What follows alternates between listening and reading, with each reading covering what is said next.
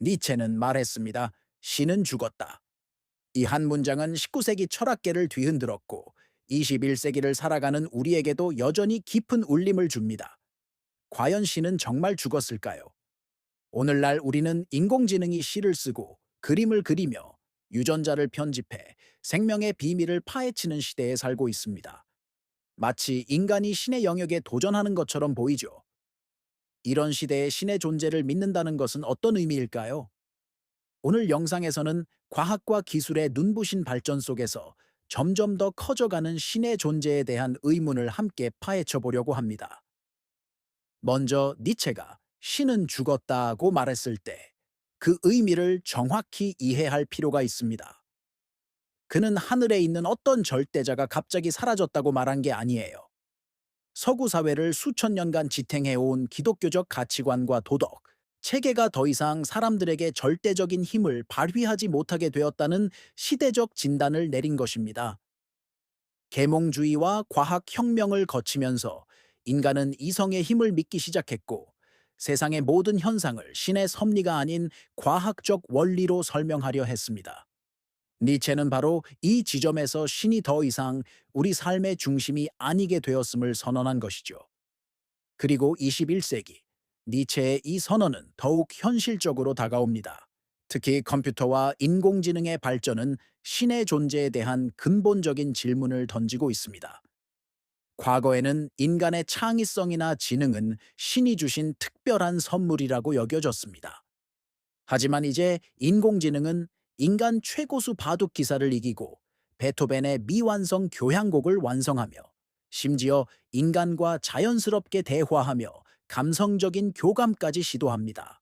인간만이 가졌다고 믿었던 고유한 능력들이 알고리즘과 데이터로 설명될 수 있다는 사실 앞에서 우리는 영혼이나 자유의지와 같은 개념들마저 다시 생각해 보게 됩니다.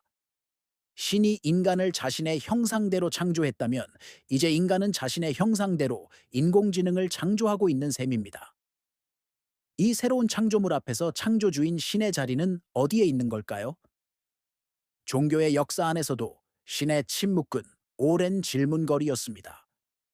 특히 성경을 보면 구약 시대에는 신이 직접 인간 세상에 개입하는 장면들이 자주 등장합니다. 홍해를 가르고 하늘에서 만나를 내리며 예언자들을 통해 직접 자신의 뜻을 전달하죠. 하지만 신약 시대를 거쳐 오늘에 이르기까지 구약에서처럼 신이 직접 나타나 기적을 행하고 인류에게 말을 거는 임재의 기록은 찾아보기 어렵습니다. 물론 많은 신앙인들은 기도와 믿음을 통해 여전히 신의 존재를 체험한다고 말합니다. 하지만 과거와 같은 극적이고 물리적인 현현은 왜 더 이상 일어나지 않는 걸까요? 어떤 이들은 이를 신이 인간의 자유의지를 존중하기 때문이라고 해석하기도 하고 또 어떤 이들은 신의 역할이 시대에 따라 변했다고 말하기도 합니다. 하지만 이 기나긴 침묵은 많은 사람들에게 신의 부재에 대한 의심을 키우는 중요한 이유가 되기도 합니다. 이러한 의심은 과학, 특히 천문학의 발전과 함께 더욱 증폭되었습니다. 과거 인류는 하늘을 보며 신이 거주하는 천상계를 상상했습니다. 밤하늘의 별들은 신의 세계를 수놓은 보석이었고 천둥과 번개는 신의 노여움이었습니다.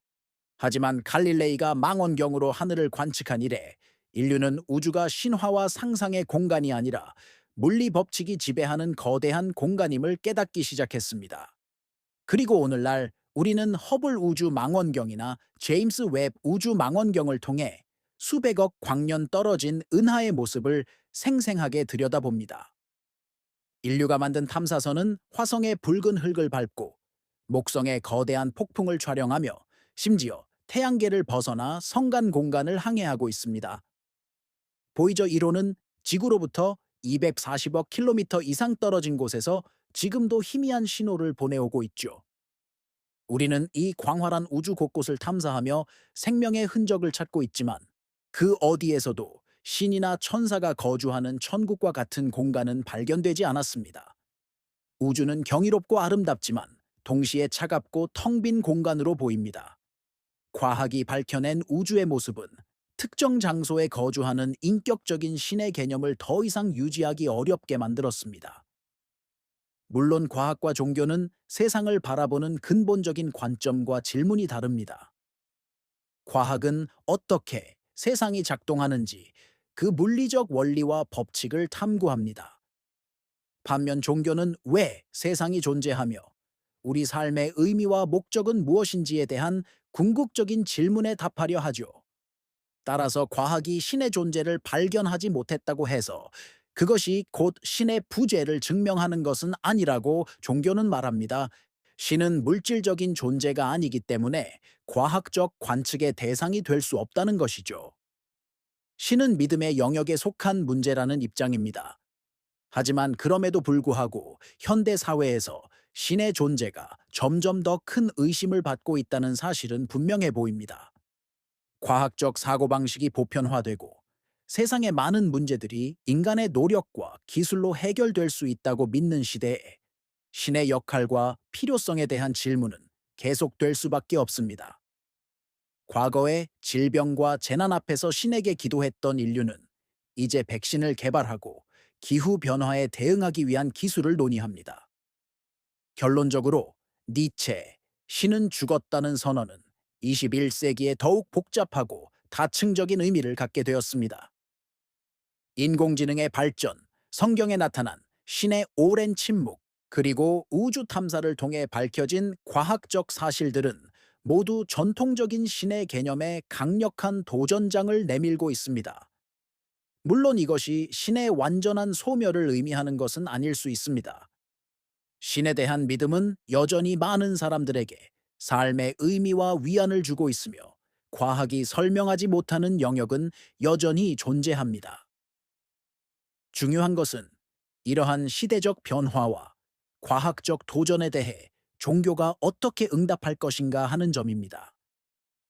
과거의 교리에만 머무르지 않고 현대인들이 제기하는 합리적인 의문과 진지하게 대화하며 새로운 시대에 맞는 신의 의미를 제시할 수 있을까요? 어쩌면 죽은 신은 특정 시대의 낡은 신의 이미지일 뿐이며 우리는 새로운 시대에 맞는 새로운 신의 얼굴을 발견해야 하는지도 모릅니다. 여러분은 어떻게 생각하시나요? 과학이 발달할수록 신의 자리는 점점 좁아질까요?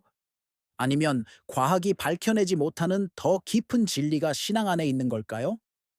여러분의 생각을 댓글로 자유롭게 남겨주세요.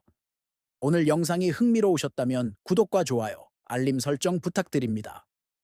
저는 더 흥미로운 질문과 함께 다음 영상에서 찾아뵙겠습니다. 감사합니다.